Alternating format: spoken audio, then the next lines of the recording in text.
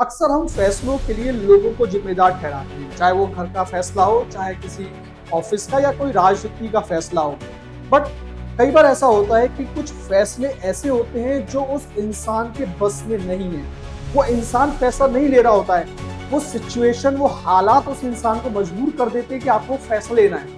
इसको हम दो तरीके से समझते हैं। दो एग्जाम्पल मैं आपके सामने लेता हूँ, एक पहले का और एक हाल ही का। ऑपरेशन ब्लू स्टार हम सबने सुना है, हमने देखा कि कैसे खालिस्तानी टेररिस्ट को निकालने के लिए इंदिरा गांधी सरकार ने सेना को ऑर्डर दिया कि आप जाके हरमिंदर साहिब को खाली कराइए, भिंडरवाला के खिलाफ कार्रवाई कीजिए। अब कई लोगों को लगता है कि ये फैसला इंदिरा गांधी का था। देखिए, डिसीजन लेना इंदिरा गांधी के उसमें था, कंट्रोल में।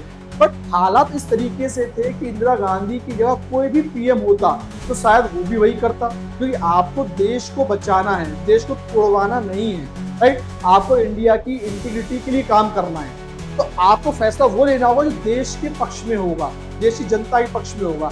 ये बात अलग है कि हर फैसले के पहलू हो सकते हैं, बट आप एक देश के लिए काम कर रहे हो, आप कॉन्स्टिट्यूशनल पोस्ट पे पीएम हुआ, तो आपके लिए पहली ड्यूटी क्या है? Country first. ऐसे ही हाल ही में जब पहलगाम अटैक हुआ, कई तरह के रिएक्शन आए, कई तरह का लोगों का एक इमोशन भी था, लोगों का एक प्रेशर भी था, और हालात ये थे कि अगर इंडिया अब चुप रहा तो पाकिस्तान को फिर से ये दुस्साहस करने का मौका मिल जाएगा, और अभी नहीं तो कभी नहीं। तो उस मौके में जब इंडिया ने अपनी स्ट्राइक की, तो देखिए हालात ऐसे थे कि पीएम मोदी वहां से पीछे नहीं हट सकते, या उनकी जगह मान लीजिए कोई कांग्रेस के पीएम भी होते तो वो भी यही स्टेप लेते, क्योंकि कंट्री पूरी इमोशनली चार्ज थी, हर जगह से आवाज आ रही थी कि भाई बेगुनाहों को मारा गया।